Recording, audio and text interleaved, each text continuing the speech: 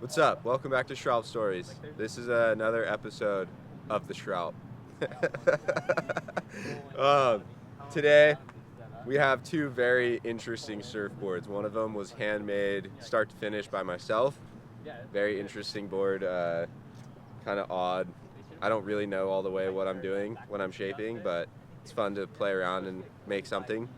And the other one is made by a master surfboard builder, Donald Brink, that is asymmetrical and is also 4 feet 3 inches. And yes, I said that right. It's 4 feet 3 inches long. Here, I'll show you. So this might be a little bit of a joint Shralp. We're going to talk a little bit about asymmetrical surfboards, and we're also mainly going to be talking to you guys about rocker. What rocker does and what rocker doesn't do. So follow along, I guess. I don't know. We're going to go for a surf, but I'll see you guys after.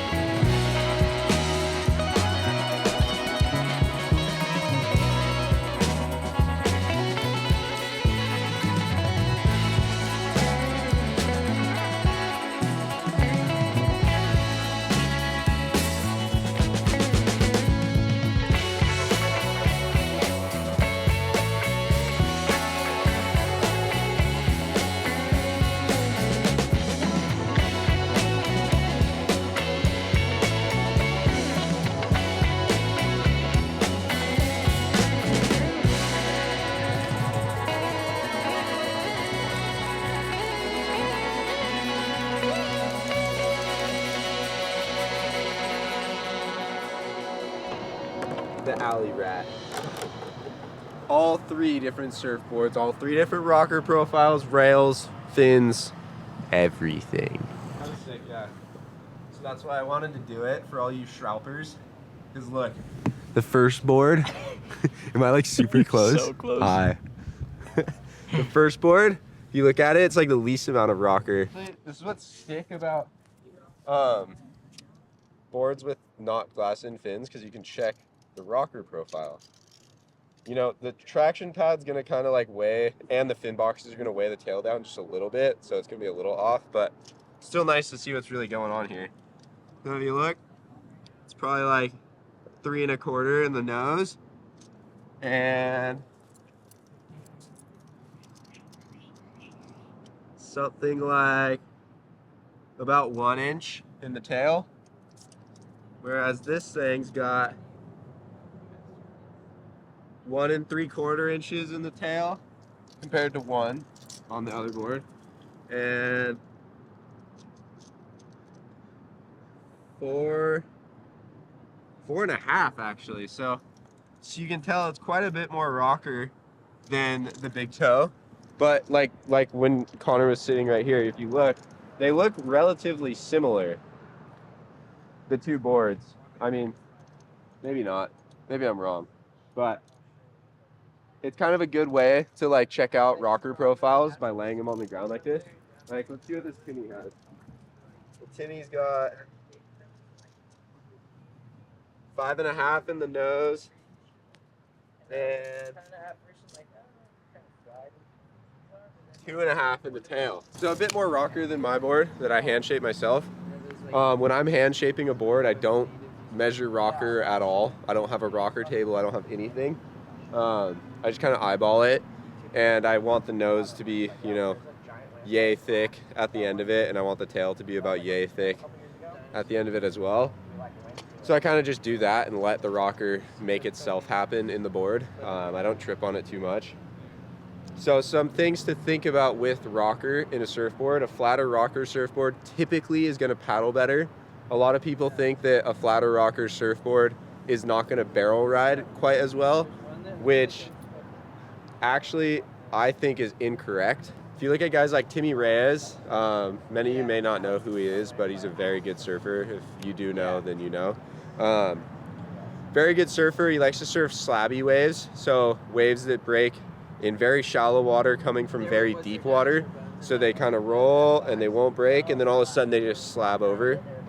And all of his boards for those kind of waves are flatter rocker, wider outlines, and shorter. So he would take like a 7-foot gun that you'd ride at Pipeline, let's say, and he'd just squash it. So it would keep the same thickness throughout the board, but it would add width, and it would add decrease the length. So just a rounder profile, less rocker, works great in a barrel. And the reason being is, if you look at this board on rail, look at how much rocker the rail line has now. You know, there's, in theory, if you get the rocker profile on the rail, that's like, you know, roughly 8 inches of rocker. And back here you got roughly 4 inches of rocker. And that's just sitting flat on the rail. So you could picture when you're dropping into a wave on rail like this, you're gonna have so much more rocker to work with than you would if your board was completely flat. So you gotta think about it. When you're dropping into a wave, your board's not perfectly flat. If it is, you're probably gonna poke your nose even if you're on a freaking super bladed out, rockered out board. So think about it on rail. Like this alley rat, for example, if I put this thing on rail,